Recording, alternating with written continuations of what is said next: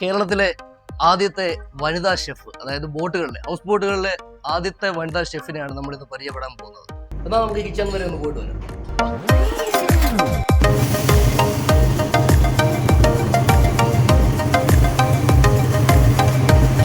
സുമബാല.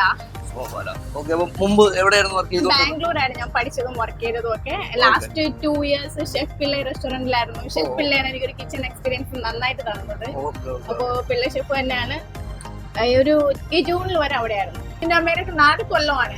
ഞാൻ ബാംഗ്ലൂരാണ്. ഞങ്ങൾ ഫാമിലി ആയിട്ട് ഹസ്ബൻഡ് ആൻഡ് വൈഫ് ബാംഗ്ലൂരായിരുന്നു. പാഷന്റെ പുറത്ത് ഷെഫായ ആളാണ്.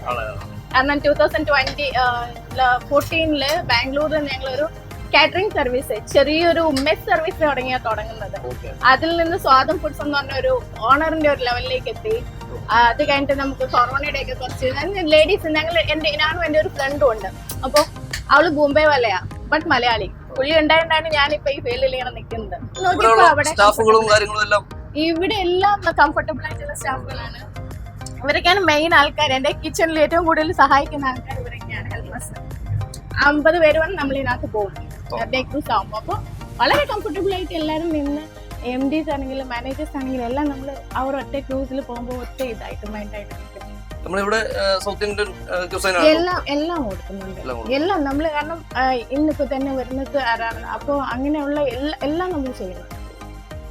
ഇങ്ങോട്ട് വരുമ്പോ ഇങ്ങനെ ഒരു ഓപ്പർച്യൂണിറ്റി എനിക്ക് കിട്ടുമ്പോൾ ഭയങ്കര ഒരു എക്സൈറ്റ്മെന്റും ഭയങ്കര, കാരണം ഞാൻ 20 വർഷമായിട്ട് ബാംഗ്ലൂരായിരുന്നു. അപ്പൊ ഇവിടെ വരുമ്പോ എനിക്ക് ഇതൊക്കെ ഒന്ന് എക്സ്പീരിയൻസ് ചെയ്യണം. എപ്പോഴും ഇവിടെ ഒന്നും ഫുൾ ഒരു കിച്ചൺ കൈ കിട്ടുകയാണ് എനിക്ക്. ഞാൻ ഇന്ന് വർക്ക് ചെയ്യുന്ന കംഫർട്ടബിൾ ആയിട്ട് ഒരു ഹോട്ടൽ ഫീൽ എനിക്ക് കിട്ടുന്ന ഇതിനകത്ത്.